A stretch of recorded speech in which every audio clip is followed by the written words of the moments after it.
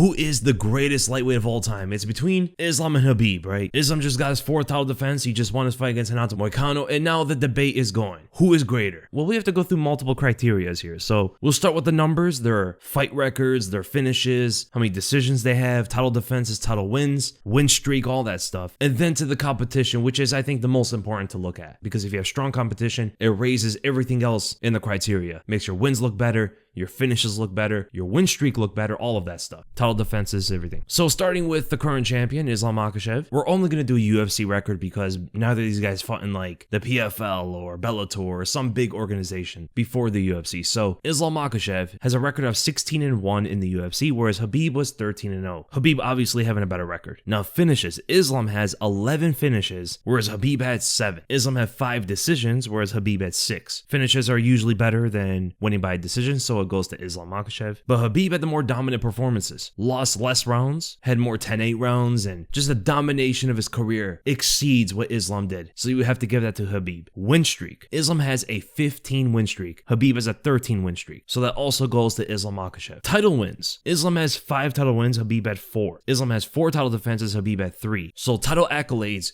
go to Islam Makhachev. Now the competition, the most important thing about who is the greatest of all time. Here are the fighters that Islam has beaten. Prime Charles Oliveira, who is the lightweight champion, top 3 pound-for-pound fighters in the world, and he submitted him in the 2nd round. Alexander Volkanovski twice, but I would say the first fight is a bigger win than the second fight because in the first fight, Islam was compromised because of the whole hydration thing in Australia. Alexander Volkanovski had a full training camp, whereas in the second fight, Volk took it on short notice. So the first Volk win is massive. The second one was just good. I mean, he knocked him out in the first round, so the performance was amazing, but the opponent wasn't the same caliber than the guy he fought the first time. Dustin Poirier, one of the best opponents he's ever fought, one of the greatest lightweights of all time, not in his prime, right? This is Dustin coming off 1 win against Benoit Saint-Denis, got knocked out 2 fights ago against Justin Gaethje, and it was a war. It was not an easy fight for Islam, but one of his best wins for sure. Arman Tsarukyan, but when both fighters weren't even ranked yet, and Arman was making his UFC debut, he took the fight on short notice. It was a competitive fight, but still a good win for Islam Makhachev. It's not the same if you beat him now. So I wouldn't say the Arman win was some high-level win, but it's a good win. Dan Hooker. This is probably the worst form of Dan Hooker in his lightweight career. I mean, he was coming off the loss to Dustin Poirier, Michael Chandler. He beat Nasrat Haqparast, then lost to Islam Makhachev, then went down to featherweight, lost to Arnold Allen. Hooker never had back-to-back losses in his career, and Islam beat him in that same kind of state. Even though he was coming off the win against Nasrat, it wasn't the best version of Dan Hooker. I think the best version of Dan Hooker was the one that fought Dustin Poirier, but still a good win. Renato Moicano is another fighter that he beat, around the same level of Dan Hooker, I would say. The fight wasn't short notice, but Moicano did say that he was ready for Islam. Then there's Drew Dober, Thiago Moises, and Bobby Green. These are like your B-tier competition. They're all around the same skill level, and Khabib has some of those guys as well too, so very strong competition for Islam Makhachev. But then we go to Khabib. The best opponent out of Khabib's career was Dustin Poirier in his prime. He was the interim lightweight champion. He beat Max Holloway, Justin Gaethje, Eddie Alvarez, soon after beat Conor McGregor. This was the best version of Dustin Poirier in his career, and Khabib beat him soundly. Wasn't really that close. He had one moment in the fight, but that was it. Then there's Conor McGregor. Now, I wouldn't say this is Conor in his prime, even though it should be, but after the Floyd Mayweather fight, Conor just wasn't the same fighter anymore. Just wasn't the same mentally going into fights. He was drinking a lot more for his fights. He just didn't care about it as much. He didn't have the same level of drive, and it's still a very high level Conor McGregor, so it's still an elite win. And crazy enough, that was Khabib's toughest fight out of all of his elite wins. The guy who stylistically should have been the easiest out of them. But the stylistic toughest fight out of all of them was the guy that he beat the fastest, Justin Gaethje. So Justin Gaethje leading into the fight, everybody said that he had the wrestling, right? He had the takedown defense. Stylistically supposed to be the toughest fight out of any of the elite lightweights for Khabib Nurmagomedov, and Khabib beat him in the second round. He beat Dustin in the third, and he beat Conor in the fourth. So that's another elite win for Khabib. But he has a fourth, a win that a lot of people forget about. Rafael dos Anjos in his prime and beat him soundly as well. So Khabib had 4 elite wins compared to Islam's 3, but he also beat Michael Johnson, who was top 5 of the division. He beat Edson Barboza, another high-ranked opponent. Dominated both these guys. Michael Johnson had like one moment in the fight. He beat L.I. Quinta, Gleison Tibau, Pat Healy. These are like his B-tier competition. I think the B-tier of Islam's are better, but Michael Johnson and Edson Barboza are bigger wins than Dan Hooker and Renato Moicano. Are they bigger wins than Arman Tsarukyan, though, the first time they fought? I would say so, right? Because that's a veteran version of Michael Johnson in his prime. Same with Edson Barboza. Arman wasn't. Arman was making his UFC debut on short notice. So I think the level of competition does go to Islam Makhachev, but it's very, very close because Islam's elite wins are bigger than Khabib's elite wins, especially that he beat Charles Oliveira and Volkanovski, right? Those are bigger wins than any of the guys the Khabib beat. I mean, you can argue Dustin in his prime is a bigger win than Volk just because in lightweight, Dustin might be better than Volk, right? He'd probably knock Volk out, but no one can argue that Charles Oliveira is by far the biggest win. The greatest lightweight of all time is Islam Makhachev. I've been saying it's Khabib for a long time, but now that Islam has the title defenses, the title wins, the win streak, the finishes and all that stuff, you have to go with Islam. The guys that they beat is very close in competition, but overall, you do have to give to Islam Makhachev very slightly. He dethrones Khabib